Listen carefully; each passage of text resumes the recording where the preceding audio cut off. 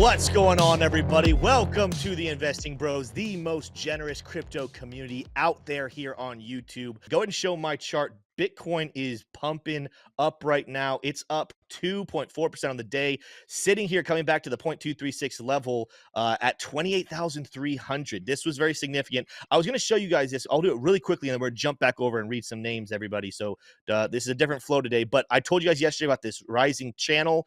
Bitcoin, of course, bouncing right there perfectly. I wanted to show you guys Fibonacci too, though, over the next couple of coins, because look at Bitcoin didn't even drop back down. If we're going back to opening this Fibonacci level back on March 10th, Bitcoin didn't even make it all the way down to the 0.382. Right now, we're going to be wrestling with that 0.236. But as I thought, this CPI data came in low, and we're seeing a pump happen. Ethereum, let's take a look at it. It's pumping. It has a little bit of a rising channel itself. Yes, both of them had a little bit of a pop-up before, but that was more of a fake out. As a whole, we're seeing rising trading channels on Bitcoin and Ethereum with those yellow flat boxes. And sure enough, we're getting a bounce there on Ethereum. Not as much. It's only up 2% so far, but don't worry about it. It's going to be climbing here very soon. We're on the 4-hour chart with this one. ADA, I told you guys, it bounced right here. Golden pocket. That golden pocket mixed with, we had a daily chart oversold, but it went away this morning. So that's what happens when bullish price action. This morning, I put it on Twitter. You guys can go see the receipt on it. There's an oversold flash. Even though we technically are below the daily dynamic reactor here on Cardano, we had that nice golden pocket bounce. But you guys can see the pattern that Cardano's forming right now. Let's take off our Fibonacci, is a little bit of a falling wedge. So we could get some bullish action coming here on Cardano. Either way, you guys can see just how overextended to the downside Cardano is, because Bitcoin didn't even make it to 0.382.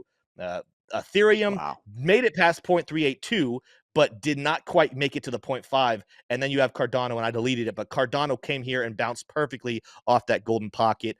I'm seeing a lot of bullish action for crypto. Core inflation rate year over year previously was at 5.6% from that 9.1% all-time high that we had last March. Consensus was that it was going to come in at 5.5, forecasted to come in at 5.6. We came in at 5.5, in line with consensus, only 0.1% down, so it's kind of meh bullish, but hey, I'll take bullish any day over bearish. So let's look at the inflation data for year over year. We are now sitting at a 4.9%.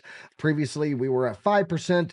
Just keep in mind, that's quite a bit below what our current Fed rate is right now. So remember, you want that Fed rate higher than inflation, so that's pretty good.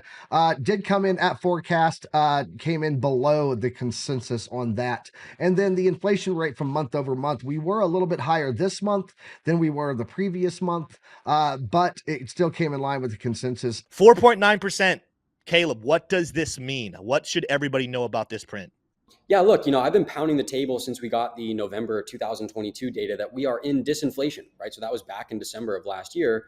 And, my expectation, my baseline has been that the shelter component of CPI will likely start to come down and decelerate between March and June of this year. My expectation, I thought that the market was grossly overestimating what inflation was going to be on a year over year basis. So estimates going in were calling for 5%. That was exactly what we got year over year in the month of March. And if you remember, from February to March, we fell from 6.0 down to 5.0%. So a massive decline in inflationary pressures. And so to expect that we would basically be flat relative to the prior month's data, I thought was, a terrible prediction. And so my baseline was to see 4.8% on a year over year basis. We came in higher than that. So, I was wrong in my own prediction, but, the market, in my opinion, was, like I said, grossly overestimating inflation. And so, we continue to see evidence of peak used car prices in terms of inflation. Same with food. Now we're seeing that in shelter as well. Energy was deflationary year over year. So, this is a great sign overall. And, I continue to be extremely fearful that the Fed is making future monetary policy decisions that take time to ripple through the economy using backwards looking data that is not representative of what's actually happening even in the economy today. Because shelter and OER is this figment of homeowners' imagination. It's basically survey data, not real data. And so the fact that, it makes up 33% of the overall CPI weighting basically shows us that the Fed they're not looking in the rearview mirror. They basically have a telescope looking through the rearview mirror, right? And so they're looking so far behind us that, the risk of a policy mistake is growing increasingly substantial as they continue to. I mean, even if they pause rates, right? We're at an effective federal funds rate now of 5.08%. Even if they pause, keep those rates there for 3 months, 6 months, I don't know how long, those pressures are going to continue to ripple through because, as a classic saying goes, monetary policy operates with a long and variable lag. We are quite literally 14 months into the fastest monetary tightening cycle in US history. And we still need to grapple with all of those plus 0.75% rate hikes that happened last year. Those haven't had their full impact on the economy. And the Fed just raised rates 2 weeks ago, right? Whenever it was, last week, I don't even remember now. It's irrelevant, though. That's kind of my point, is whatever the Fed does here on out, we still need to deal with all of the policy decisions they've made going forward, right? So it's a very troublesome situation right now, in my opinion. What's the move? What should the Fed be doing right now? First of all, I'd applaud them on the intervention that they've done in terms of the BTFP. And, the Fed is supposed to act as the lender of last resort. And so with respect to the banking situation, they are doing that.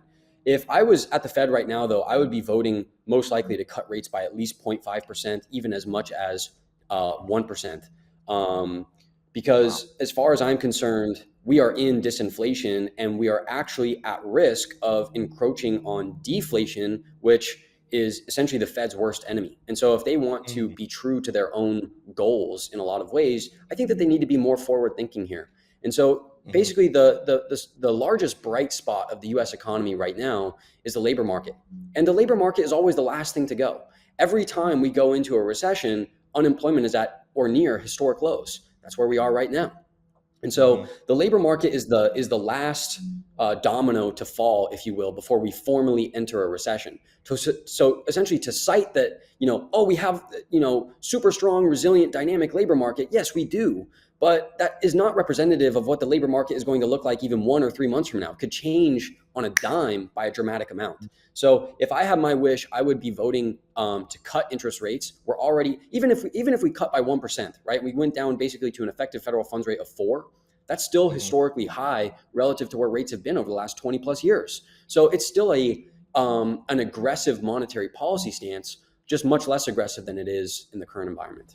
What are your thoughts about the next couple of, let's start with days, maybe then weeks, and then potentially next couple of months for Bitcoin and cryptos you keeping an eye on?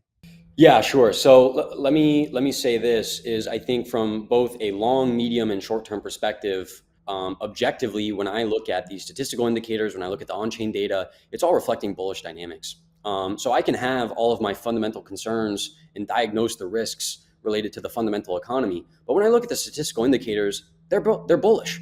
And so, from that perspective, I also have to be bullish, right? Just objectively. This is Bitcoin with the 12-month Williams %R oscillator. And you could see every time we've left this this lower bound oversold level, that's essentially marked the lows of the cycle and we're off to the races. And so this crossover happened in January. And by the way, I was warning when we crossed below this level in I think it was in May of last year or June of last year, saying, hey, look, we're entering a statistical accumulation zone. And this is, it could indicate that there's certainly going to be more pain ahead. But I think for long-term investors who still have undying, if you will, commitment or conviction in Bitcoin, the asset, and the monetary network, this is a buying opportunity. And so since we've left that zone, I have to be more bullish. If you look at something like the 24-month Williams % oscillator, so the 2-year analysis, that left the oversold level in March. So again, we've continued to kind of check these boxes off. Price is now above the short-term holder realized price since January of this year. We're also above the long-term holder realized price, which happened shortly thereafter. And now the short-term holder realized price is trading above the long-term holder realized price. So we have price above short-term holder realized price, which is also above long-term holder realized price. Statistically, it doesn't get too much more bullish than that from an on-chain perspective. And so when I look at those things, I think you have to be quite bullish. I think one of my baseline expectations here is to see a decline into the $25,300 range. That's kind of a baseline for me. Why that level? It's the 200-week exponential moving average, right? So there's a lot of price memory there. It's also right now where the short-term holder realized price is trading. I think Bitcoin's up, like 70% year to date. So, we should expect to see a little bit of a cool down here. But, seeing a retest of that 200-week moving average, even the 200-day moving averages, the short-term holder realized price, if we get those declines, which would basically be, $3,000 to $5,000 decline for Bitcoin, I'd still relatively be bullish in that environment because we're testing proven levels of dynamic support. And so if we fall below those levels, I'll get bearish. We're not there yet, so I'll be bullish. Are you thinking that we're entering a bull market, or are you kind of in agreement this is kind of a pre-bull market rally, a premature rally? So I think we could get. I wouldn't get as overzealous to say into the $50,000 range, Mhm. but from the analysis that I've done, I think getting to 42 to 45,000 is a fairly reasonable target if these bullish dynamics persist. Right? If for example, imagine the Fed continues to thread the needle here. Maybe a couple more banks go under, but we don't have kind of a widespread loss of deposits. Disinflation continues to be the name of the game. They start to pause, right? This, that, and the other. The economy slows down, but we don't see a material pickup in unemployment, right? Like, think of the perfect scenario here in terms of the fundamental economy. I think generally that would be bullish for all risk assets and even bonds, for example. So, in that environment, which is possible, I wouldn't say it's probable, but it is possible. Um, you know, Bitcoin would do extremely well in that environment, particularly if some more banks fail, right? Because what we've seen as Yeah. these bank failures occur is we're seeing capital essentially leave the fundamental traditional financial system, and it basically reaffirms the overall bullish thesis of Bitcoiners, right? And so these bank failures are basically continuing to highlight and run a marketing or advertising campaign for Bitcoin. What are your thoughts on bonds and what they're telling us about the market? From my perspective, what we're seeing here in the short duration treasury yields is that bond investors don't yet believe that the Fed is going to reverse course. And it's interesting because when people cite Fed funds futures or the market's expectations of rate cuts, quite simply, the bond market is not reaffirming that, because if the market was pricing in rate cuts over the next 6 months, the 6-month treasury yield would be much lower. And it's just simply not the case. So until we start to see a material decline in the 3-month and the 6-month treasury yield, I expect to see monetary policy remain in a very aggressive stance. UK tax authority considers seizing crypto from businesses. So the UK tax authority expects 12 million from individual crypto taxes. The revisions to their current tax laws that are pointed at crypto, proposed in new consultation paper, would allow the HMRC, I believe that's the equivalent of their IRS, to access custodial wallets and PayPal accounts. So while crypto exchanges cannot stop user inflows, they can prevent users from cashing out funds to fiat or transferring them to another wallet. Here's the next story. Microsoft, Goldman Sachs, and other partners in new blockchain network. This is pretty big news, guys. The Canton Network will be a privacy-enabled interoperability blockchain network aimed at those working with institutional assets. It will allow the synchronization of financial markets that were previously siloed, meaning kept out of the blockchain networks. Participants in the network currently include PNB Paribas, CBEO Global Markets, Digital Assets, Paxos, Microsoft, Goldman Sachs, Deloitte, and others. And then the big takeaway here is the tokenization of real-world assets may offer an unprecedented opportunity to create new market infrastructure and drive efficiency in the trading of products across the globe. Wow, you made it to the end of the video. Great job. Now, if you want more content like this, whether it be TA on Bitcoin and Ethereum or altcoins, or you just want to stay up to date on the latest and greatest news in crypto, then stay tuned and tune in to our 9 a.m. live show every single weekday morning. It's 9 a.m. Eastern Standard Time. And when you tune in live, use the keyword grip strength in the chat, and you'll get a special shout out from anyone who's paying attention to the chat. Love to see you there.